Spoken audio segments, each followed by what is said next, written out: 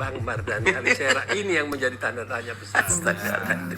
Nah, kita ingin mendapat satu pencerahan supaya masyarakat ini tidak bertanya-tanya atau mengambil kesimpulan masing-masing, karena ketidaktahuan itu bisa menjadi bola liar kemana-mana.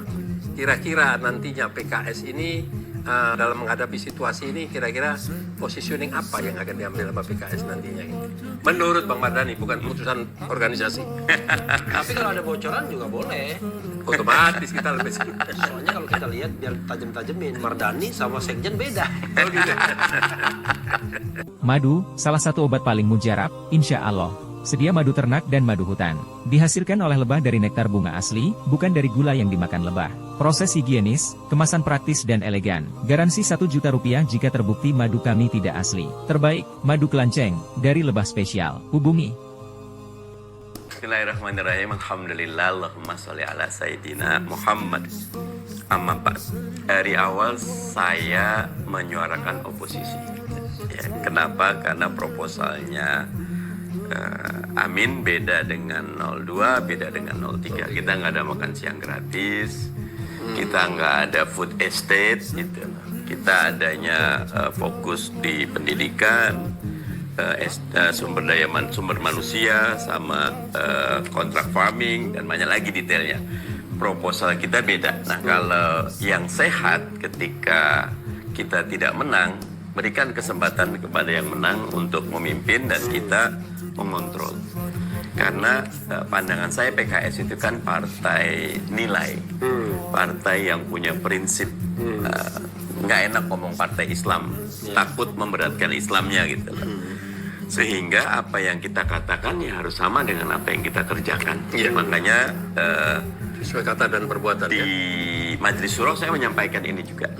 Bahkan kalau bahasa saya, kalaupun kita takut quote-unquote digebuk katakan sama rezim, saya lebih takut digebuk sama pemilih dan masyarakat gitu. Karena gebukan masyarakat pemilih directly.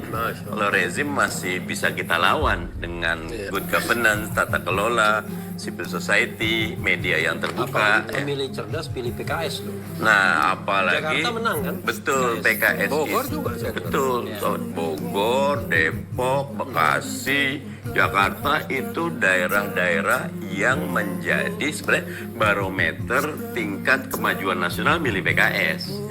Tapi karena memang quote-unquote kelas menengah kita tidak tumbuh berkembang, situasi keagamaan kita lebih ke ritual, tidak ke spiritual.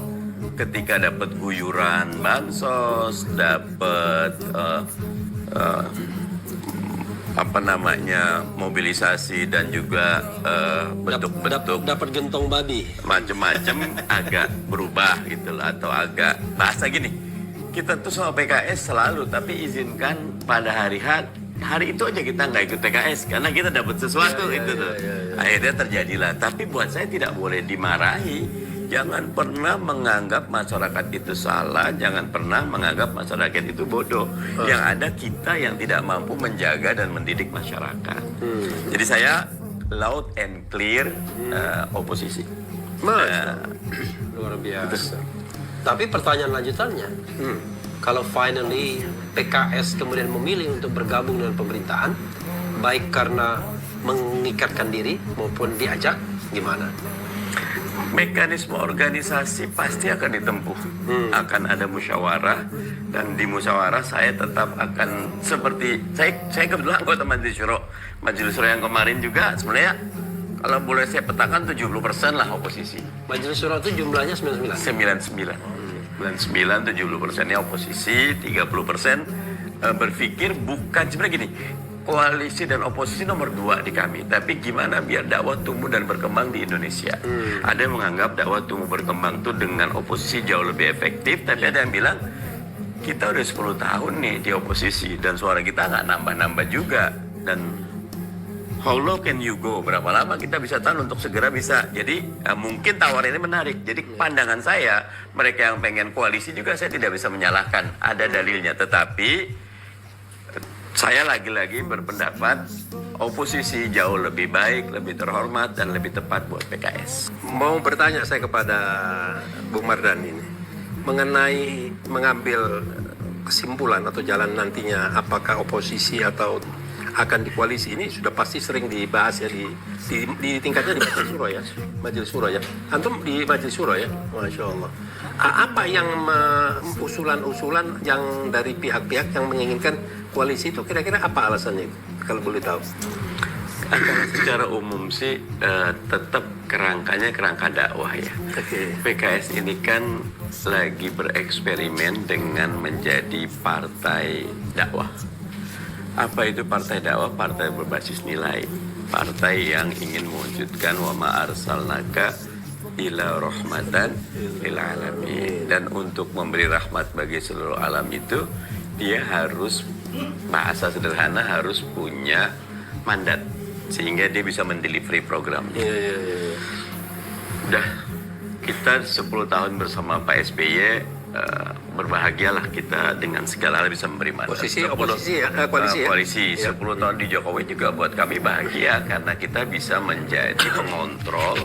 Karena satu-satu yang efektif yang sering disebut Pak Jokowi kan tinggal 8% aja nggak setuju ya, 8% itu ya PKS itu loh.